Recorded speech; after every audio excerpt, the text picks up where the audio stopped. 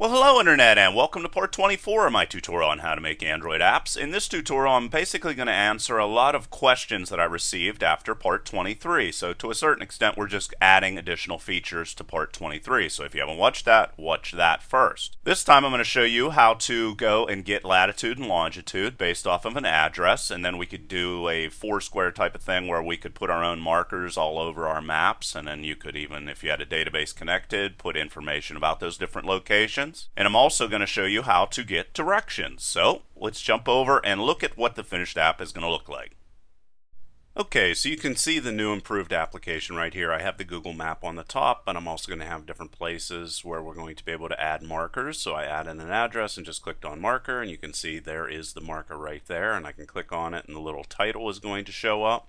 And I also added another editable text window where we'll be able to add another address, click on directions, Google Maps will automatically open, and if we decide which way we want to get directions from, we can just click on that and get the directions. So there's all the additional things. Now let's go and write the code. Okay, so you saw the finished application, and this is the previous tutorial, what we have right here, and I just need to go into activitymain.xml, and I designed things a little bit different this time. Up here you're going to have your Google map, and then down here you're going to have where you want to either have your starting address for directions or where to put a new marker. Click this, make a new marker, and this is the destination address, and this will get directions. So basically, if we come down here and click on the text tab, you're going to see the fragment right here, and you're going to see I defined the height as 400 dp, so it's only taking up part of the screen this time, and yes, it's that easy to do. And then what I need to do is just make the buttons work. So I'm going to come down here, and this is going to be for the marker button that you just saw a second ago. And I'm just going to go on click, and then I'm going to say that I want to call a method called show address marker. So yes, if there's anything you want covered, leave them in the comments and I will do my best to do that. So we're going to come in here and automatically generate this method for ourselves. There we go. Now it's over inside of main-activity.java. And then I'm going to come down here and make this button work as well. Again, we're just going to put another on-click event inside of here. And then this time I'll just call this get directions. And there we go. And then we can have that method also created. So that is all we're going to need to do to change the activity main. And of course, all the code is available in a link in the description underneath the video. Now, what are we going to have to do inside of main-activity.java? Well, right here you see the Google map that I covered previously, and I have some of that code here just so I didn't need to go over that again, but we're going to be adding a lot of additional code as well. I'm also going to want to initialize my editable text boxes so that I'll be able to get the starting address and the ending address. And that's just address, edit text, and then the other one is called final address, edit text, and I'll have to initialize those down and on create. I'm also going to want to store latitude and longitude information, and that is stored in the lat long data type. And I'm going to have address position and then final address position. And then I'm also going to have markers.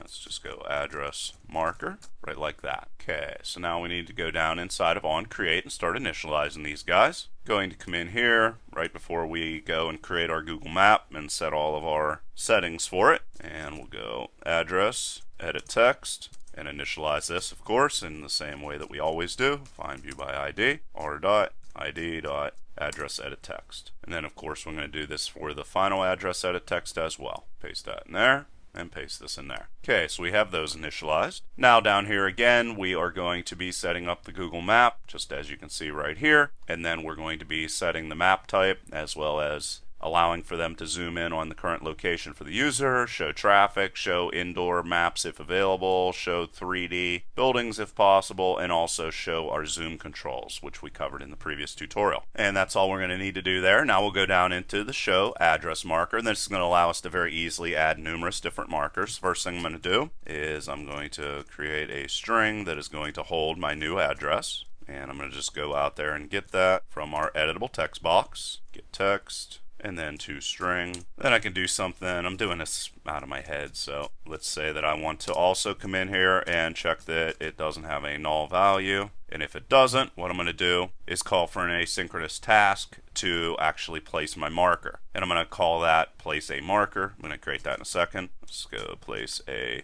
marker like that. I'm actually going to have two asynchronous tasks, I think, just to show that you can do that. New address, and there we go. That's all we're going to need to do for that. Of course, I'm going to have to create this guy, and I'm going to create it right now. Oh, let's go after get directions and create that class. So we can go class, place a marker, and this is going to extend async task, and it's going to be passed a string. So I'm just going to go string, and you can pass in numerous parameters in this situation and create that. And of course, it's going to say that I need to implement some methods, and I'm going to allow it to do that. So implement methods, do in background, which is going to allow me to go and do all kinds of things in the background without messing up the user interface. Now what I need to do is go in and get the address that was passed in. So that's going to be start address, I'll call that. And to get it, you call parameters, which is this guy right here. And if you want the first thing, you just put 0 inside of there. And what's going on there is right here where I passed in new address. Well, that's where new address is. And if you pass in multiple parameters, it's actually going to get the second one by just changing that to 1 and the third one with 2, but we're just going to stick with 0 right now. Now I also need to come in here and replace all of my spaces with % and 2O. So,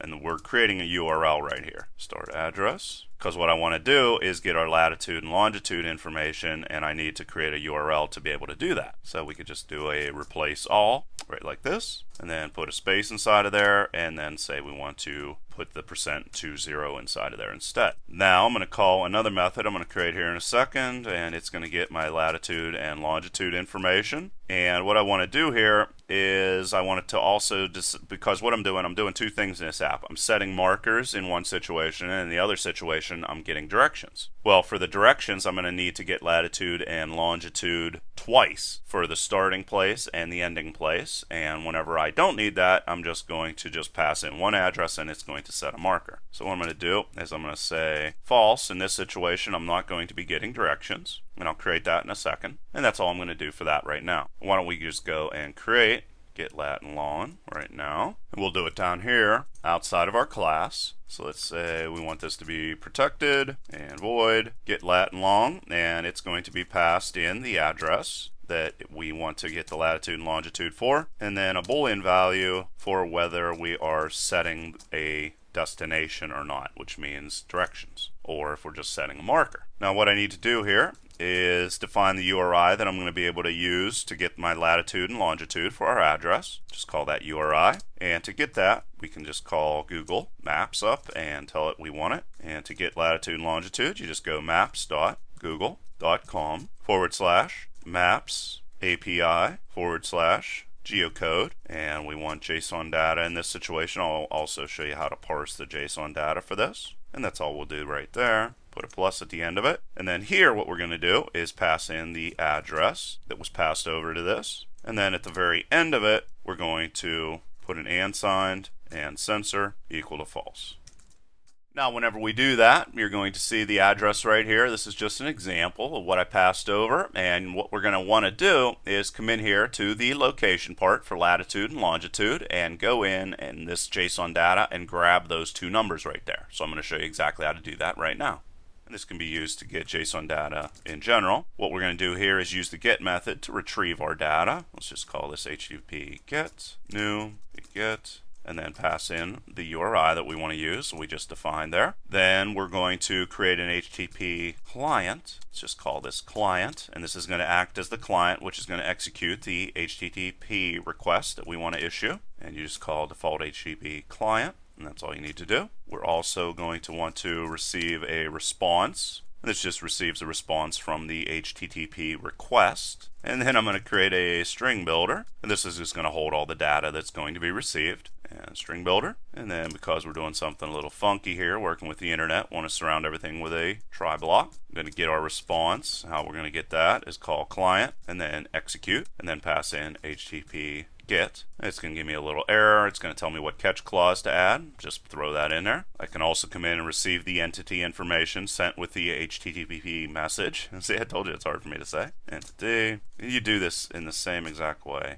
pretty much every time. So no need to go in here and try to memorize all this stuff. It's just simple. Then we're going to create an input stream that's going to hold all of the sent bytes of data. So just create an input stream. Let's just call it stream. And to get that, we'll just go entity, get content, and then close that off. And then we'll create a while loop and it's going to continue reading data as long as data is available for us to read. And let's just go byte data is equal to, call the stream, call read, and then say while it's not equal to -1. And I'm going to have to come in here, create an integer, byte data. There we go. Now what I can do is just append all of this information to my string builder that it's reading in, and we're going to convert this to characters, our byte data. And then after we get through our catch blocks here, we could create two doubles. One's going to be the latitude that we want to hold, and the other one's going to be the longitude that we want to get for that address. And then to get them, we're going to have to create a JSON object. I showed you what this JSON data looks like in the browser just a second ago. And again, we're going to use a try block here, protect from any errors. We're going to create our JSON object, pass in our string builder that has all of the data that we read. We read everything to string. Once again, it's going to add our catch clauses for us, so we don't have to think too much about that. And then we just need to go in and get our latitude and longitude data. So we'll go equal to, and then this is going to be converted to JSON array. And we go JSON object get. Now what do we want to get? Let's go look at the browser. Okay, so here is the browser, and if we come in here, very first thing we want to get is the results, the very first tag that we're searching for. And then these are going to be broken into different components. We're going to have address components right there, and then all of this information. Don't care about any of that. We want latitude and longitude information. There's formatted address. I also have tutorials on JSON if you want to learn more about it. And then you're going to see geometry. Well, geometry actually is going to have our latitude and longitude information inside of it. And then we want to cycle down into location down inside that. And then specifically we want longitude. We want the value that is associated with the LNG key.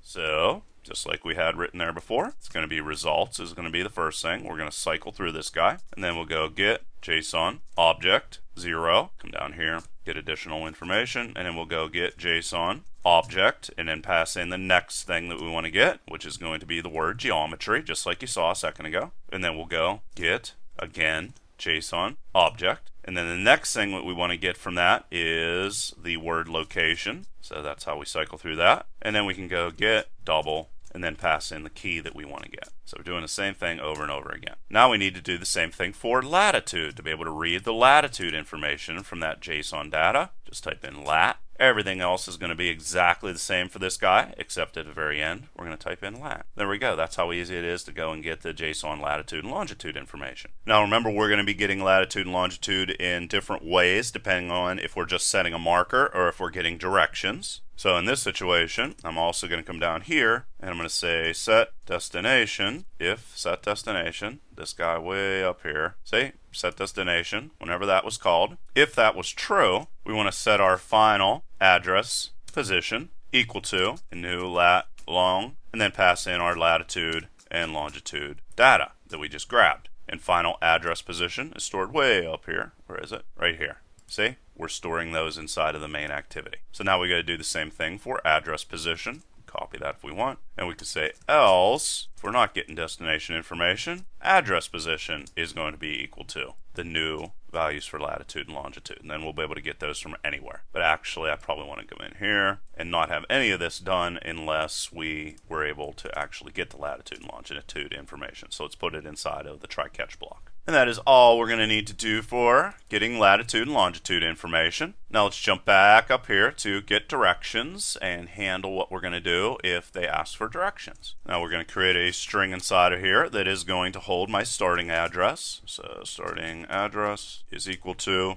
and that's going to be the value that they entered into the address editable text box. And get text and then to string, just like always. And then we're also going to need to get a final address as well. So final address, and that's just going to be final address editable text. This guy right there. Get rid of that. We can come in and verify that they're not empty by going starting address. There we are. Equals, and then put just nothing inside of there. And then we could put or statement and then do the same thing for final address. Equals, and then put nothing inside of there again. And if they don't enter anything, we could make a toast pop up that tells them to enter something. So this, say something like enter a starting and ending address, and then toast, and then link short, and then show, of course. There we go. Else, if we have something to work with in this situation, both a starting and ending address, we're going to call an asynchronous task that we're going to call get directions. So we'll go new, and I'll create this in a second, get directions. And then to call that again, we're just going to use execute. And then in this situation, we're going to pass in our starting address. And remember, we can pass in multiple different things because they're all set up in the parameters string array that we have inside of our asynchronous task. And while I'm thinking about it, inside of our place a marker, hopefully this doesn't confuse anybody, but inside of this, I also want to go and place the marker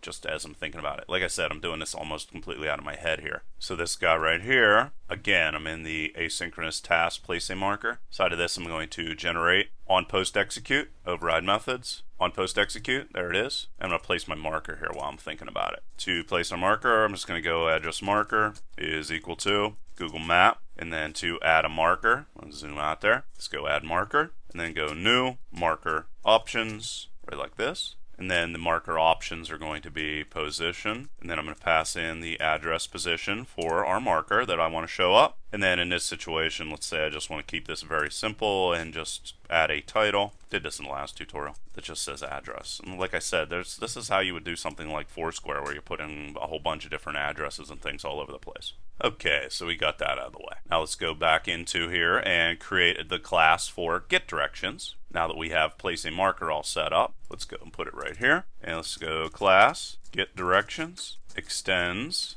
async task. And once again, we're going to be passing strings, which are going to be the starting address and the ending address. So there we go. You can give me an error, says I need to implement some methods, no problem. Click on that, implement methods. The one method I want is doing background, so let's go and have that generated. And in this time, I'm going to be getting two addresses because I need the starting address and the ending address. So let's go to start address. And to get that, since I'm going to be passed two different addresses, I want the first one, so just put 0 inside of there. And while we're thinking about it, might as well go starting address is equal to start address and replace all of our spaces that we have, space, with our % and 20 so that we can properly create our URL. And we're also going to get a new one, and this is going to be the ending address. And to get that, we get the second one, which is parameter 1. There we go. Another thing I want to do is get the latitude and longitude, lat and long, for this address. And remember, that's just going to be stored at the top of the class, way up here. Again, see, inside of the main activity. Let's come back down here and see if I lost myself. Caught a little bug here.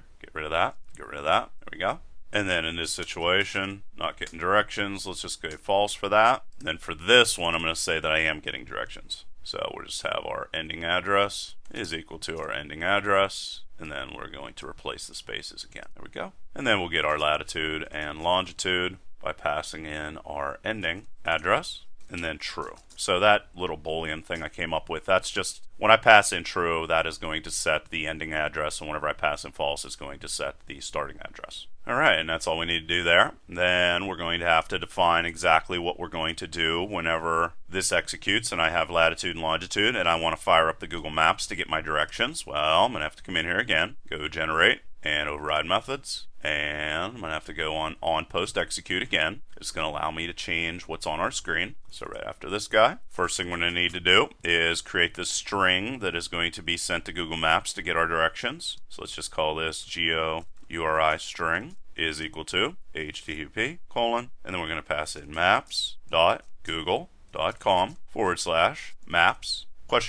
And then the latitude and longitude for our address, that's going to be ADDR is equal to, and let's go and put this on the next line so you can see everything in one place. And then I'm going to get my address position for my starting position, and to do that I just go latitude, and then after that I have to put a comma. Make sure you don't put any stray spaces in here, it'll break if you do. And then get my longitude information. There's longitude plus, and then this time we're going to put an and sign, and the destination ADDR is equal to, and then we need to put our final address position, that guy, and then once again get the latitude plus, put a comma, another plus, final address position, there it is. Get our longitude data, and there we go. That is the URL that we're going to use to pass over to Google Maps. If we want to then open up Google Maps, let's just call this map call is equal to new intent, and we're going to use action view. It's going to automatically, based off the URL that is being sent, is going to say, hey, this is for Google Maps, and open up Google Maps.